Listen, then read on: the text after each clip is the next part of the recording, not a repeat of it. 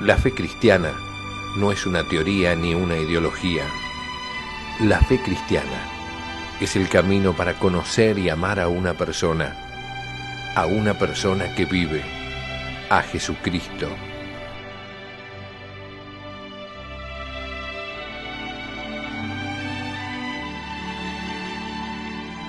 La fe cristiana, un curso del Instituto de Formación Teológica por Internet que quiere ayudarte a crecer en el amor a Jesús, nuestro Señor.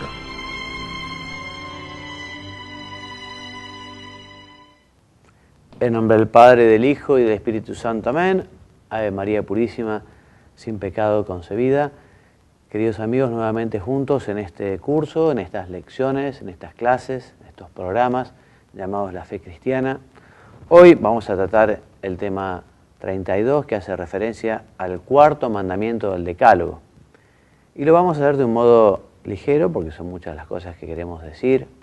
Este curso es un curso bastante básico, son verdades elementales. En fin, ya quien después quiera profundizar, un buen libro de teología moral, o si alguno me quiere escribir, yo le puedo dar una orientación para llegar más a fondo con estos temas, ¿no? Que los vemos de un modo rápido y a un nivel, digamos, de conocimiento universitario, por decirlo de alguna manera. Entonces, la primera idea a desarrollar es la siguiente.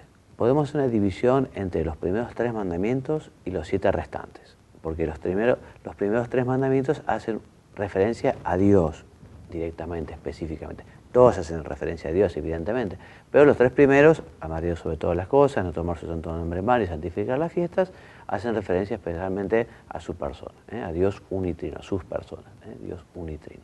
En cambio, los 7 restantes tienen como objeto y como fin el bien del prójimo y el bien propio, siempre amados por amor a Dios, porque evidentemente el objeto, digamos, más importante, el motivo, el fundamento de la dignidad de cada persona es que son hijos de Dios. Entonces, por eso nosotros le debemos todo ese respeto y ese amor.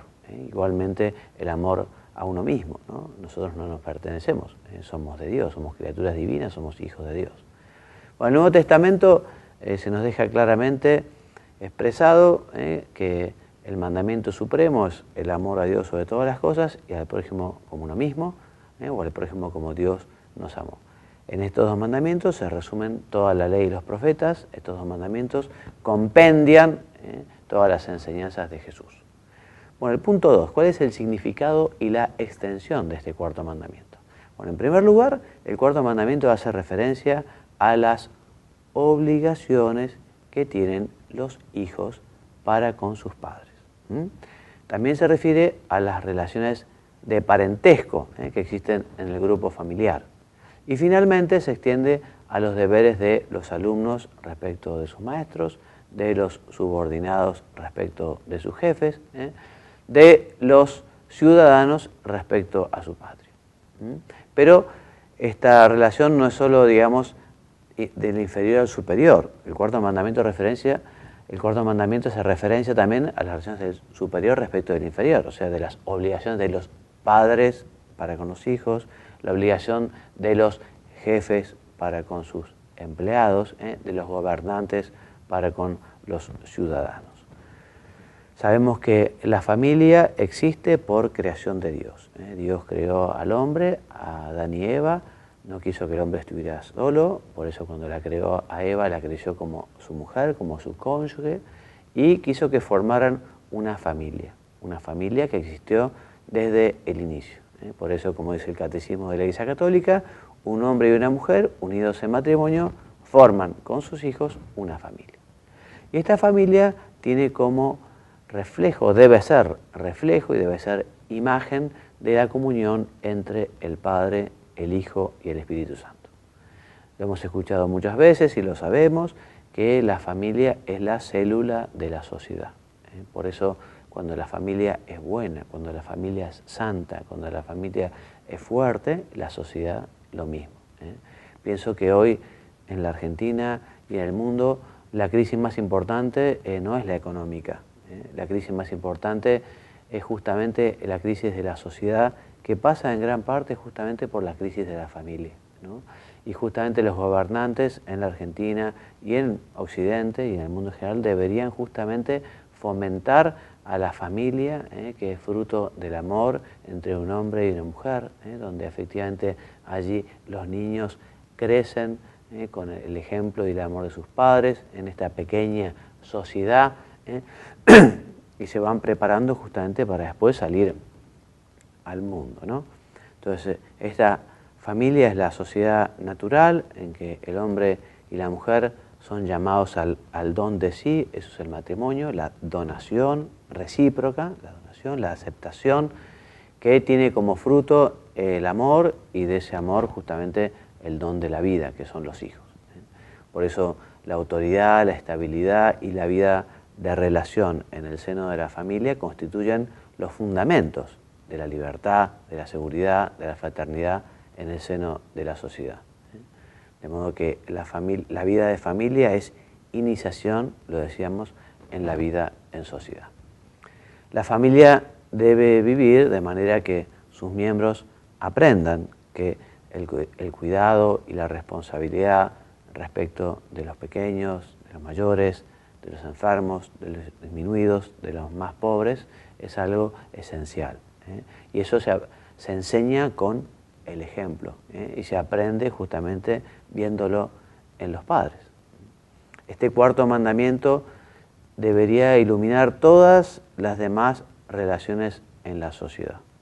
Evidentemente, cada familia debería ser un reflejo de la familia de Nazaret, un reflejo de la familia de Jesús, María y José. Este ejemplo que ilumina y que ayuda debería justamente ayudar a cada familia a ser santa, a ser virtuosa, y así con familias virtuosas y santas se llega a el reino de Dios en la tierra, ¿no? Porque realmente una sociedad donde justamente las familias fueran un reflejo de la familia de Nazaret sería una verdadera maravilla, ¿no?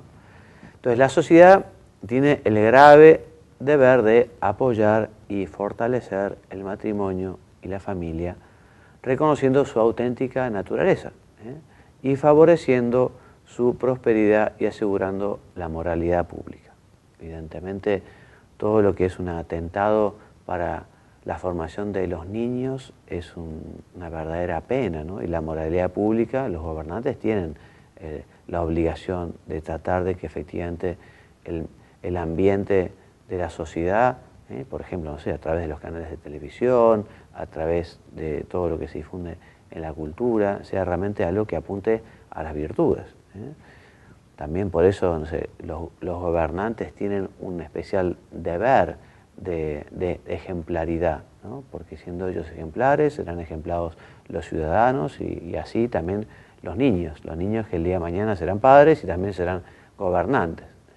Entonces la Sagrada Familia, lo repetimos, es el modelo de toda familia, y es bueno que justamente las familias se consagren a la Sagrada Familia y busquen en ella la fuerza para vivir santamente, para vivir las virtudes, para vivir moralmente de un modo intachable, cuando a veces es tan difícil, ¿no? No es fácil muchas veces vivir como Dios manda, cumpliendo los mandamientos, viviendo la justicia social, la solidaridad, el respeto, el amor a la verdad, en fin. Entonces, respecto de los deberes de los hijos para con los padres. Entonces, los hijos han de respetar y honrar a sus padres, deben procurarles alegrías, deben rezar por ellos. Muchas veces los hijos pueden recibir más formación humana y cristiana que los padres. Entonces, por eso también tendrán una especial obligación los hijos de rezar y de ayudar también a los padres a que puedan encontrar ese camino de la verdad, del bien, de Dios, si es que no lo han encontrado, ¿no? Entonces, los hijos realmente deben vivir este dulcísimo precepto que supone volcar ese amor que Dios les ha dado, en primer lugar, en sus padres, ¿no? O sea, el amor, la caridad es ordenada. Primero Dios, después los demás, y después de los demás, en primer lugar, a los padres, ¿no? Sería disparatado pensar una persona que, bueno, gran corazón para personas que están, no sé, lejísimos, o un gran corazón para la ecología y la defensa de las ballenas y que no se ocupe de sus padres, ¿no? Sería algo completamente absurdo. La caridad empieza por casa, entonces ejercer la caridad primero en el respeto, en el amor, en la obediencia a los padres. Sobre todo si los chicos son chicos, mientras viven en su casa, con mayor razón. Este deber de gratitud es algo que además debe ir acompañar toda la vida.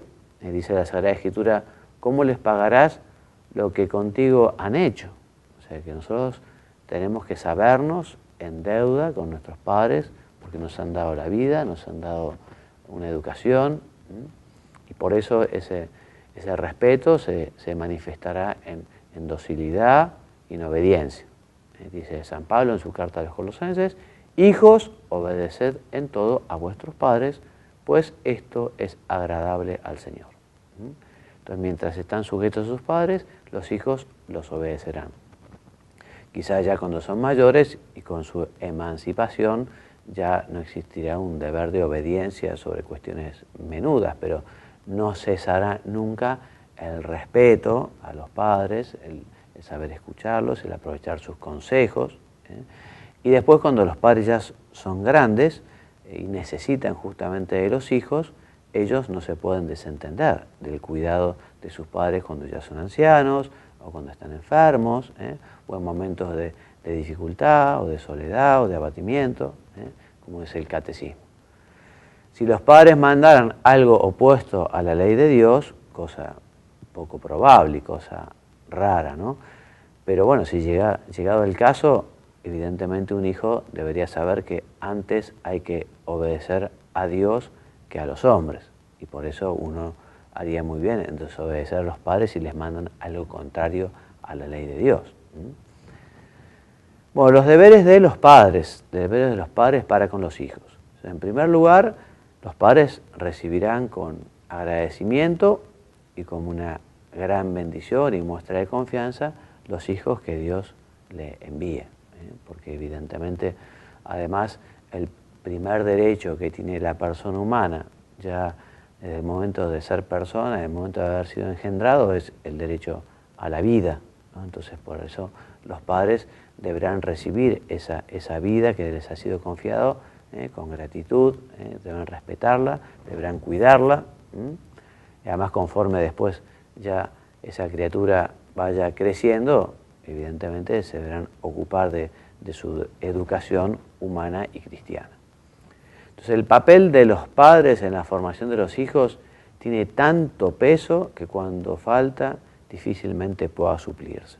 Por eso las experiencias totalitarias en tantos lugares, en fin, recordemos la Unión Soviética, de tomar a los niños siendo muy chiquitos para que sea el Estado el que los forme, el que los eduque, realmente ha sido catastrófico, ¿no?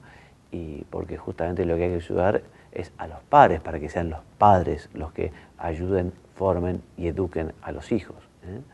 Es un derecho y es un deber primordial, inalienable, que no les puede ser quitado a los padres. Los padres tienen la responsabilidad también de crear un hogar donde se viva el amor, el perdón, el respeto, la fidelidad, el servicio desinteresado. Cuando esto el niño lo ha vivido y lo ha visto en sus padres, después naturalmente lo vivirá. Si en sus padres, en cambio, no ha visto justamente una educación en las virtudes, sino mal ejemplo, es difícil, aunque no imposible, que después el hijo salga derecho. Aquello que dice el dicho popular, ¿no? De tal palo, tal astilla. Y habitualmente o muchas veces los hijos son bastante reflejo de sus padres, ¿no? Bien, entonces el hogar es el lugar apropiado para la educación de las virtudes y los padres se esmerarán especialmente en los primeros años. Nosotros sabemos que hasta los 9 años, hasta los 12 años, ahí es el momento para tratar de que los chicos vivan las virtudes, el orden, que vivan la puntualidad, que vivan la responsabilidad. O sea, en ese tiempo los chicos son, digamos, una tierra especialmente fértil para recibir la semilla. Si uno quiere empezar a educar a su hijo a los 15 o 16 años cuando éste ha sido un malcriado, cuando ha hecho cualquier cosa, cuando no ha estudiado, cuando ha desobedecido, cuando ha sido muy ingrato, es muy difícil empezar a hacerlo a los 15, 16 años. Hay que hacerlo desde el inicio, como un tutor, eso que ponen justamente al lado de los árboles para que crezcan derecho, un tutor que le sirve justamente al árbol para orientarse hacia arriba, verticalmente. Hemos dicho que los padres han de enseñar a sus hijos con el ejemplo y con la palabra. A enseñarles a vivir una sencilla y sincera, alegre vida de piedad. Los padres cristianos comenzarán a enseñar a sus hijos, le enseñarán las primeras oraciones, cuando el chico empieza a tener cierta conciencia, cierta capacidad de expresarse y de rezar, o le enseñarán las oraciones básicas del cristiano y después irán cultivando, ¿no?, esa criatura para que vaya conociendo y amando más a Dios. Por eso la responsabilidad de la primera comunión es principalmente de los padres. Son los padres los primeros responsables de la educación cristiana de sus hijos y por lo tanto de la primera comunión.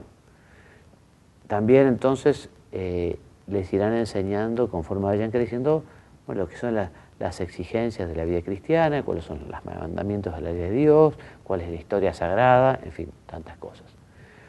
Dice San Pablo en los Efesios: Padre, no irritéis a vuestros hijos, antes bien, educadles en la doctrina y enseñanzas del Señor. De esta responsabilidad no pueden desentenderse los padres diciendo, bueno, no, yo ya lo mando a un colegio católico, o el marido que dijo, yo ya se ocupa mi mujer, se tiene que ocupar tanto el padre como la madre, ambos dos de la educación cristiana, de la educación humana, de la formación académica, no pueden desentenderse los padres. Además, recordemos, es el mejor negocio, entre comillas, que deberían tener los padres, ¿no? O sea, invertir, para eso invertir tiempo y esfuerzo. A veces no es fácil, pero deberán los padres poner espíritu de sacrificio para poder compartir tiempo con sus hijos, ¿no? Cuando son chicos, cuando son adolescentes, cuando ya están entrando a una edad un poquito más madura, tener tiempo. A veces aquí, hoy, en las grandes ciudades, el tiempo es un bien muy escaso y a veces hay grandes necesidades económicas y a veces marido y mujer tienen que salir a la calle. Bueno, es difícil, ¿no? Pero hay que hacer el esfuerzo para tratar de estar en casa, ¿no? Por eso también hablábamos hace unos programas de la importancia que tiene el domingo, para que el domingo sea de descanso, día de familia, día para estar con los hijos. Y el Estado debe velar para que no falten en las familias esos tiempos compartidos entre todos. Los padres han de saber también corregir a los hijos. Dice la carta a los Hebreos, que hijo hay a quien su padre no corrija. O sea que evidentemente será una corrección sin violencia, será una corrección con cariño, pero los padres no pueden ser cómplices de los hijos. Los padres tienen que advertir el error o la equivocación o la maldad, ¿no? Y justamente corregirlo para que el chico se enmiende, cambie y sea un hombre de bien. Dice también el apóstol: Padre, no os excedáis al reprender a vuestros hijos, no sea que se vuelvan pusilánimes. En esto hace falta una gran prudencia, ¿no? O sea, no hay reglas fijas para, bueno, la penitencia o el reto. Bueno, habrá que ver qué es lo que se hizo mal, habrá que encontrar un buen momento para decirlo, habrá que explicar las cosas, ¿no? Y al chico que se dé cuenta, sobre todo que sus padres lo corrigen porque quieren de él lo mejor. Y además el padre se lo dirá: yo no es que esté feliz con esta penitencia, con esta corrección, sino que lo veo como muy necesario para vos, porque esto justamente es lo que te va a ayudar a que te quede muy claro qué es lo que está bien y qué es lo que está mal, ¿no? Eso hace falta. Y además también, lo veremos más adelante, en el quinto mandamiento, es la idea fundamental de las penas, las penas y del Código de Derecho Penal y las sanciones de un país, es fundamentalmente para que el reo, para que el delincuente se corrija y pueda volver a insertarse nuevamente en la sociedad. O sea que las correcciones son necesarias, siempre, en el caso de los padres, con cariño, con comprensión, sin violencia, pero hay que corregir. Los padres han de tener un gran respeto y amor a la libertad de los hijos, enseñándoles a usarla bien y con responsabilidad. Conforme van creciendo los chicos, los padres le irán dando un poco de hilo, un poco de cuerda, así, para ver cómo utilizan responsablemente esa libertad. Sería realmente contraproducente el quitar todo tipo de libertad a un chico, ¿no? Y alguien que tenga 16, 17 años se lo puede tratar como si tuviera 3 años, evidentemente. En el trato con los hijos deben saber unir el cariño y la fortaleza, la vigilancia y la paciencia. Es importante que los padres se vayan haciendo amigos de los hijos, ganando así su confianza.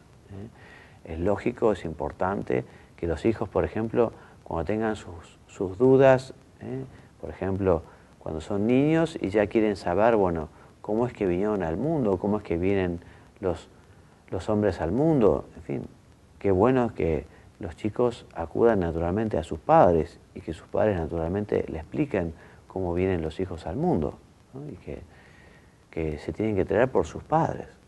Y los colegios lo que tienen que hacer es ayudar a los padres para que den toda esta formación, toda esta enseñanza en lo que es el amor. Para llevar a buen término la tarea de la educación de los hijos, antes que los medios humanos, por importantes y imprescindibles que parezcan, hay que poner medios sobrenaturales. Por eso también los padres rezarán por sus hijos, pedirán por ellos, para que Dios actúe en ellos. Muy bien. En cuanto sea posible, los padres tienen el deber de elegir las escuelas que mejor les ayuden en su tarea educadora. Y justamente los poderes públicos tienen el deber de garantizar este derecho de los padres y de asegurar las condiciones reales de este ejercicio.